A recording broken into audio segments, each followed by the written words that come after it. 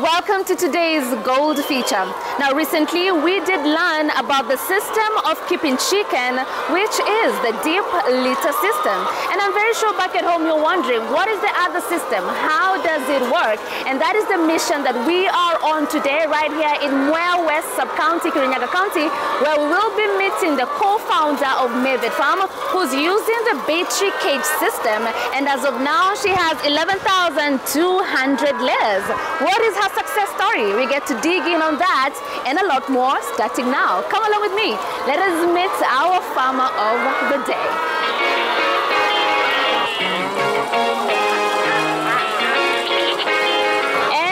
We finally have our guest, Anne Mwangi of Mivit Farm. Thank you so very much for having us here. No, you're doing absolutely well. How many layers do you have right now? 11,200. Hey, Shnahauringi. Now, before we even get to the details about the chicken and your journey on being a chicken farmer, please tell us where you started and what you were doing previously before you became a farmer.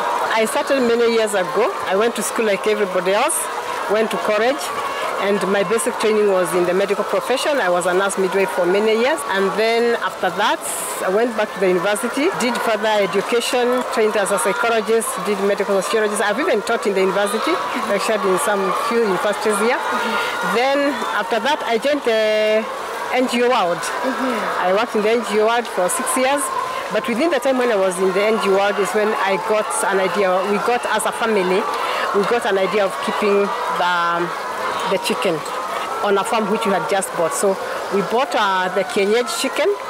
Then we had about quite a number of the kienyeji chicken. From the kienyeji chicken, we got to improved kienyeji. And that time the improved kienyeji, we were able to put about 500, but without having the cages. Just on the ground, what people call the litter system. But later on, we thought of trying the cages.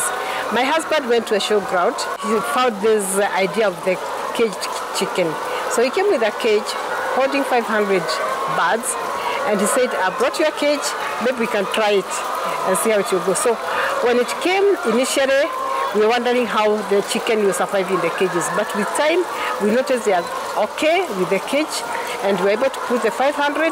And what was most important for us about the cages is that we were able to monitor the feeds, the water intake. We were able to give the drugs, the vaccines when they needed to be given without much hassles. Finally, we were able, even the correction of the eggs, the feeding of the eggs was simplified. So that's how we started. So we started with only 500. Then from 500 we went to 1,000. After 1,000 we didn't go to 2,000. We went to 3,000. Then from 3,000 we turned to 5,000. Today we are having the 11,200, and we look forward to be a bigger chicken farm as well. You started with the deep litter system. Yes. What can you say are some of the major challenges you faced with that system that really inspired you to give a try to the battery cage system? Some of the disadvantages of the litter system is that, one, if one chicken is unwell, you cannot be able to identify which one because it's still moving around, okay? Then it can easily infect all the others. At least when you're in the cage system, if it's only one chicken which has gotten a problem, you can locate it very easily. That's number one.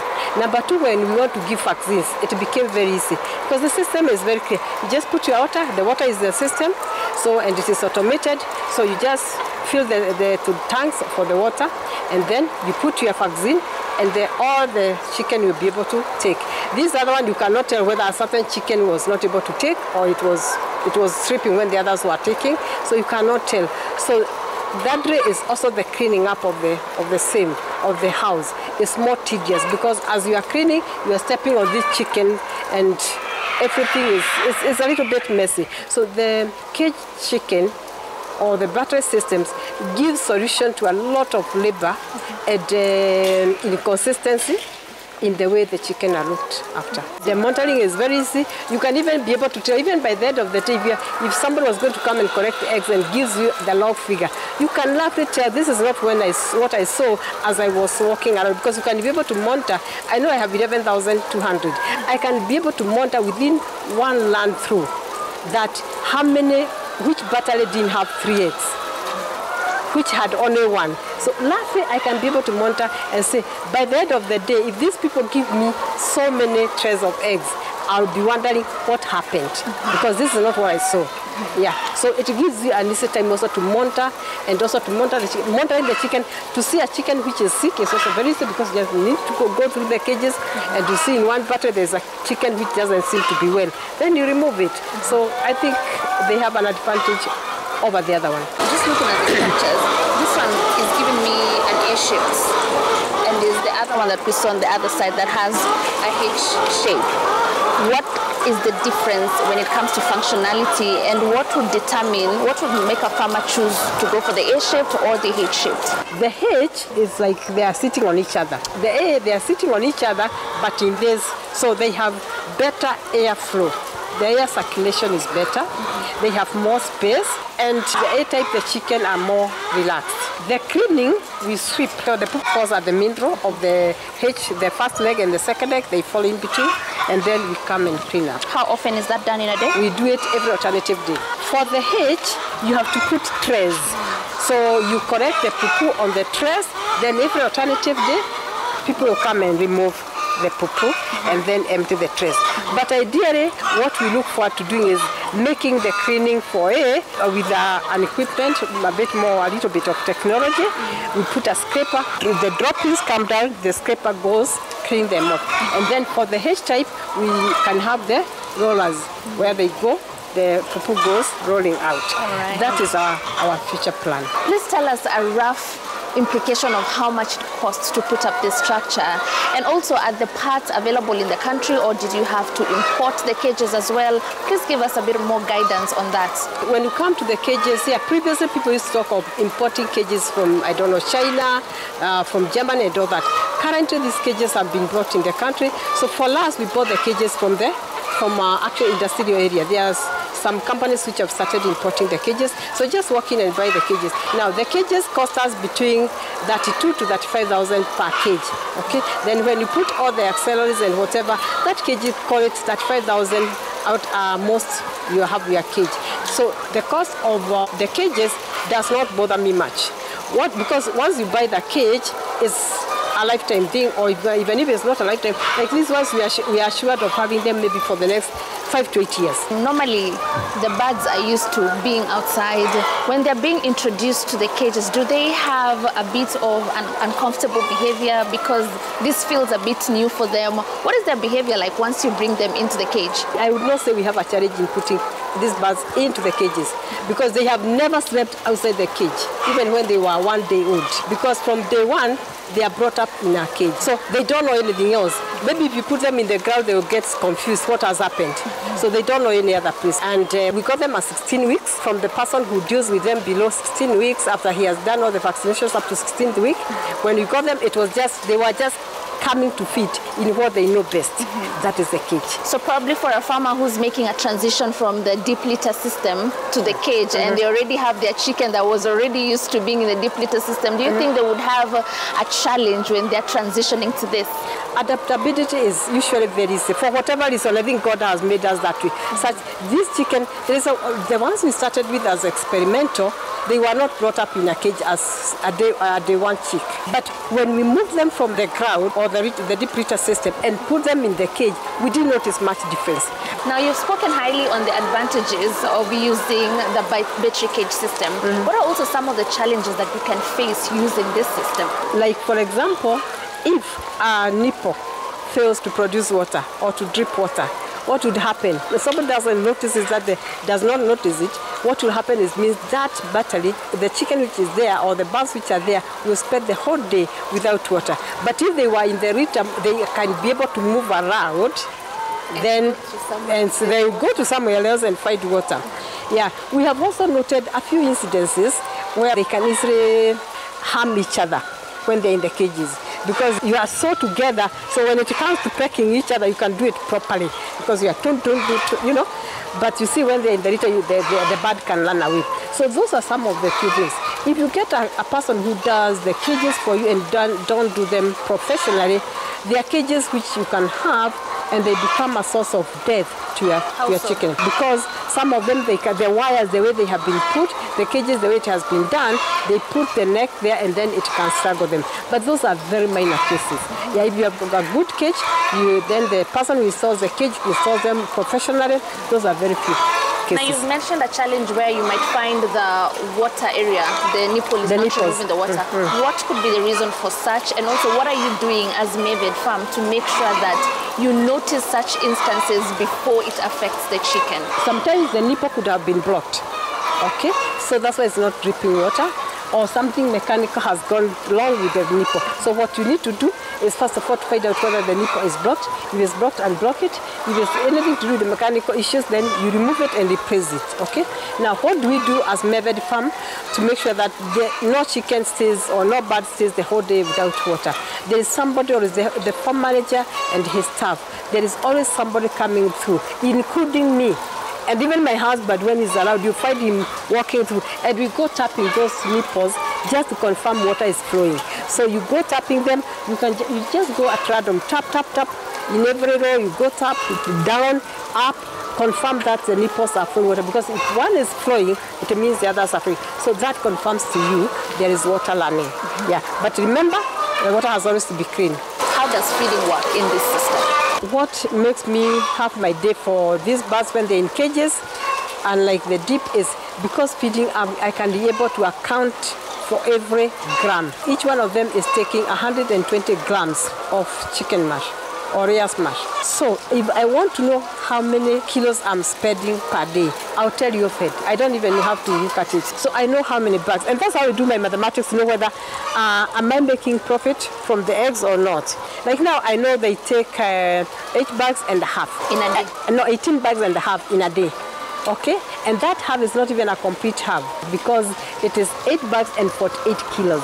So it's because out of 11,200, there are some which are taking a little bit more, maybe at 180. So when I calculate that mathematics, the total comes 18 bags of 70 kgs. That is 560 kilos plus another 48. So what happens is that if you look in every row, there is a bag. Every row takes how many kilos?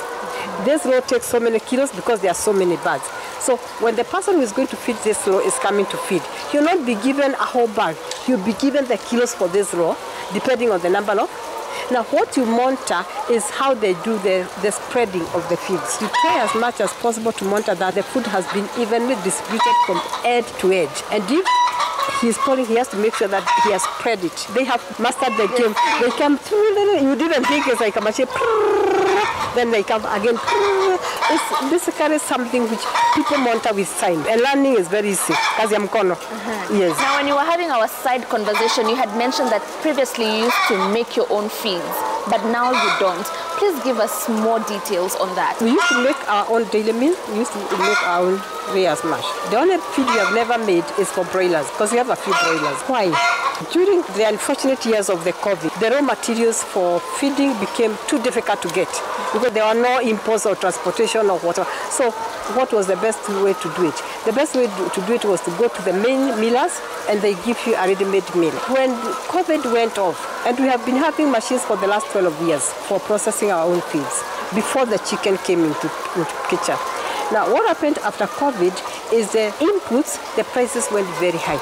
But then when maize came, even when we got our own maize, the prices never went back. A bag was going for 6,500. When you do that in mathematics and the economy of scales, then you said, for now, let's give it to the people. Yes, there is a difference because it depends on whoever is making your rear's mash or your daily meal or whichever feed you are buying, what quality that person is doing. When we were doing our rear's mash before the COVID, we were able up to hit to 96.5, almost 97% of egg production by the 30th week. That is 40th week. We were around that age. But immediately we started bringing now the other millers' feeds, we noticed we have never hit that figure. But at least we are happy and we are saying it's okay. We are able to hit a margin of 95, 96 maximum, but we have never seen a 97. But then also the millers, we have to get people who really do professional work, even when they are doing these feeds. Because you get somebody who gives a very nice feed for about 2 months. Munazoyana. The next feed you get brings you to 80.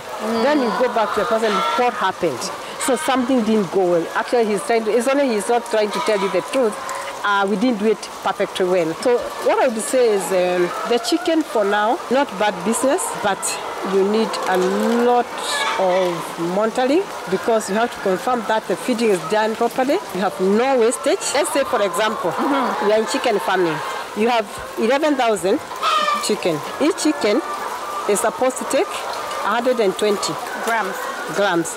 Forget about the 120. But you are in the litter system, or you have a cage which is, I'll show you, the openings are not closing well. Okay? So for every chicken you lose 5 grams. Now 5 grams for 11,000 is how many grams? 55,000. 55,000. Yes. So you've lost 55,000 worth of food. Turn that into kilos. I hope you know how many grams make a kilo. 1 kilogram is equals to 1,000 grams. Okay, so how many kilos? 55,000 divided by 1,000. 1, 2, 3. That's 55 kg. You have lost 55 kg? Yes. If you have lost one day, multiply by that. Now divide by 70. kg. Divide by 70. 70 kilos. 23.57 bags. Each bag, a bag is going for 4,000. 23.5 times 4,000. That is the money you have lost in 1 month. These chicken are supposed to live for, say, multiply 18 by 18 months. 94,285 times 18. Yes. About 1.7 million. So this chicken, at the end of the day, you have lost 1.4 million, isn't it? If you have lost 1.4 million in one flock of 11,000, what was your profit? How can you afford to lose such money? And that is what goes with the deep litter system. Now, when we are talking about egg collection, do you have the challenge of eggs breaking? Yes, that's a challenge. I have my data. Every day I lose about 1.5 trays of eggs, sometimes up to 2, depending. I don't like to blame my staff, but maybe sometimes it's when they are picking the eggs, but most of the times, like you can see, just next to us here, an egg has broken. This can't be our staff who has broken the egg. This egg, most like it came and hit maybe the wire or hit the other one, or maybe even the chicken, the nail of the chicken pecked, or even they can peck it with their beak, but they don't have a good beak to peck the eggs because they have already been done the beaking. So, but usually what you find is when you find out the eggs are breaking at a very high rate, you also notice most likely they're having a deficiency of calcium. So we do, every so often, we do a supplementation of the calcium. Yes, so we add calcium into their water. Calcium is in the feeds, but when you see the eggs are breaking more than normal, then it means maybe the food is not giving them enough calcium. So we boost them with a dose of calcium through the water. I picked the fact that you keep data. Yes, we do. Please tell us how you do that, and is it something that you've also trained your staff to be able to do? It's actually generated by the staff. Can I show you what I mean? Yes, please. It's like at the end of the day, I receive something from the person who takes care of the section, and this is what happens, you see. Let's read this one. So 17th January 2024, Yes. we have today's collection. Yeah. Total trays, 73 trays and 20 eggs. Full eggs, 2,161. Broken, 49 eggs. Yes. Total eggs, 2,210.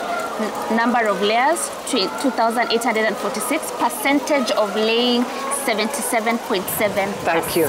So that data is very clear. So all the flocks, we have such a report. There are times when the calcium levels are so low that you can even get like an egg with a membrane sort of shell. So then you know the chicken are having low calcium levels. At what point do you realize it's time for me to let go of this chicken? Their laying now is below par. We are not in business. That is why this data is very important, so that we are able to monitor each flock every day. So this flock is now at 77.7%. This is a flock we are expecting to get rid of by maybe latest May, because it's the oldest. You have seen it's for 2022, July. So what we do to agree on when to dispose a flock is we keep on monitoring whether the percentage of laying is making money. Making money means, are they able to feed themselves? Are they able to pay the people who take care of them? Are they able to pay vaccines? Once we find they can only do this up to this percentage, after this percentage, they cannot, then we get them out of the farm. We don't need them anymore. What other signs can you see in your chicken that will give you the heads up? Time is almost up. As they age, their feathers start getting off. So that nicely flowing feather, especially around the neck, you start seeing it's going. So and you're almost like asking people, do you pluck this chicken off? No, they start falling off. So that is one. Then you have the egg reduction.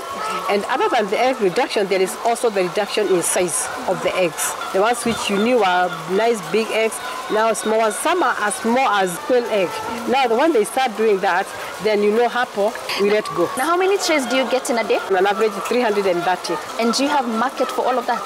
I can't complain because all our eggs go through our shops. We use our shops as shops for other people to buy eggs to go and sell. So you can walk in and you want 50 trays, 100 trays, take. What we do, instead of capitalizing in going to do retail, we capitalize in, we have eggs, put them in our shops. As far as a customer says, I want eggs to go and sell, the minimum we will sell you is 5 and above to go and sell, so that tomorrow you can come and collect another 5.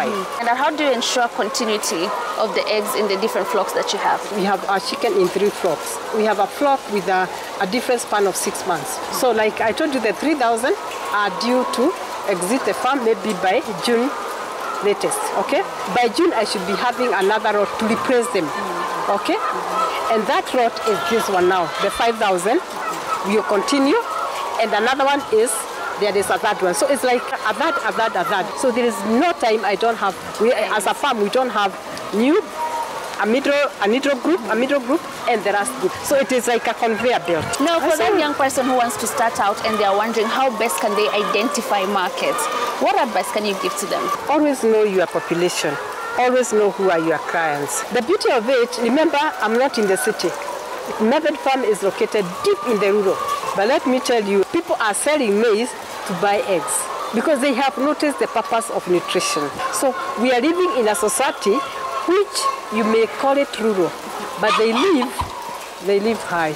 They live great. Now there's been a global conversation on how healthy and fit the battery cage system is for a chicken. And in some parts of the world, it has already been banned.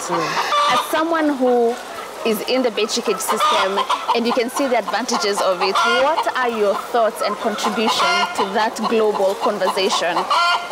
When we talk about the cage chicken and the right of the chicken, yes, the chicken, somebody might see them as we are making them suffer, and they are called animal rights. Now, I want to brief one thing. With all due respect to the developed world, they have gotten to a level of food security. The developing world, we are not yet there. We are doing everything to get to food security. We want to be able to feed ourselves because there is nothing dehumanizing than being a beggar for food. Our pieces of land are becoming smaller and smaller. When we are all not able to keep a cow because we don't have land to keep cows, what will happen? We have to eat imported food. What is your contribution towards helping to save the planet, saving the climate change effects? In this farm, we use biogas, which give us biogas for all the quick cooking which is done on the farm, heating of water which is done on the farm, okay? We have solar, which runs the farm at 30%. On top of that, if you look at this farm, we have more trees than any other crop. To the young person back at home who is feeling like agriculture is an old people job, there is no money in agriculture, please talk to them. Agriculture has always been said to be the backbone of any nation. Kenya is one of them. Sure. Because you cannot go to the office hungry. So without the farmers there producing food, then we have no nation. Yeah. So when you get to this business and you operate it as a business, you are assured of one thing: there is food in agriculture. There is money in agriculture. The only thing is that you have to do it professionally. That's number one. Number two, you have also to be patient. It's a painful trade. but you take it and you take it professionally, no shortcuts, you'll not regret it. Thank you so very much, Anne, for teaching us so much about the Poultry cage system. And we will be back to see more technology as you keep upgrading on this already very established farm. Thank you so much. You're most welcome. It was my pleasure. Oh, thank you so very much. Now, today we set out on a mission to hit the road to learn so much about the Poultry cage system. And right here at Method Farm, we have learned about that and more. Our books are full of notes and our minds are filled with so much knowledge. And that is exactly what Kenya's Gold is here for. Please do keep watching because we do have a lot more on all matters agriculture.